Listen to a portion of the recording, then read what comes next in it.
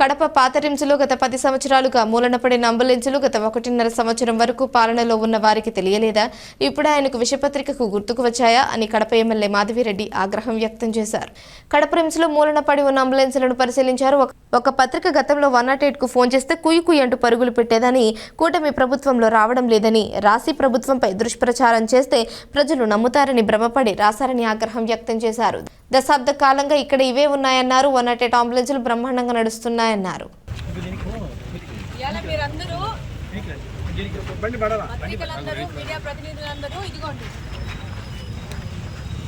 కొత్త అంబులెన్సులు ఇక్కడ బ్రహ్మాండంగా ఉన్నాయి.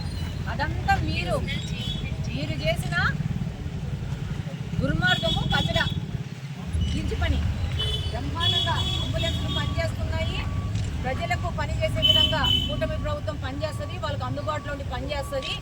మీ యొక్క కంపును కూడా దగ్గరలో క్లీన్ చేస్తాము. క్లీన్ చేసి ఈ రిమ్స్ ప్రాంగణానంతా ఆధీనంలో తెచ్చుకొని ప్రకటనలు కూడా తొందరలో చేయబోతామని చెప్పి మీకు అందరికీ తెలియజేసుకుంటున్నాను. ఈరోజు మీ అందరినీ కలుసుకోవడానికి కారణం ఏంటంటే, ఒక పత్రిక, దాని పేరు కూడా నేను పలకదలుచుకోలేదు, ఆ పత్రిక ఇది పెట్టింది. కడప రిమ్స్లో ఈ వెహికల్స్ అన్నీ నిరుపయోగంగా పడున్నాయి, వీటిని రిపేర్లు చేయించి వాడుకలోకి తీసుకొచ్చాలని రాకుండా ఎందుకుంటారని ప్రభుత్వాన్ని ప్రశ్నించింది ఈ పత్రిక. పాపం 108కు ఫోన్ చేస్తే అంబులెన్స్ వచ్చాయి, కానీ చంద్రబాబు ప్రభుత్వంలో 108కు ఫోన్ చేస్తే రావట్లేదు, కుయ్ అని వచ్చే వెహికల్స్ రావట్లేదు అని చెప్పేసి చాలా గొప్ప విషయాన్ని నిన్ననే కనుక్కున్నారు వీళ్ళు. నిన్ననే కనుక్కొని దీన్ని చాలా పెద్ద వార్తగా పాపం రాసుకున్నారు. వాస్తవం ఏంటంటే, వీళ్ళు వేసిన ఈ ఫోటోలన్నీ ఈ 10 సంవత్సరాల నుంచి ఇదే రిమ్స్ ప్రాంగణంలో, అంతే కదన్నా, 10 సంవత్సరాల నుంచి ఇదే రిమ్స్ ప్రాంగణంలో నిరుపయోగంగా పడుండాయి. 1.5 సంవత్సరం ముందు నుంచి ఈ పత్రికకు సంబంధించిన పార్టీనే అధికారంలో ఉంది. ఈ పత్రికకు సంబంధించిన పార్టీనే అధికారంలో ఉంది. ఈ పత్రిక ఓనర్కు సంబంధించిన కుటుంబ సభ్యుడే ముఖ్యమంత్రిగా ఉన్నారు. ఇది ప్రజలకందరికీ తెలుసు.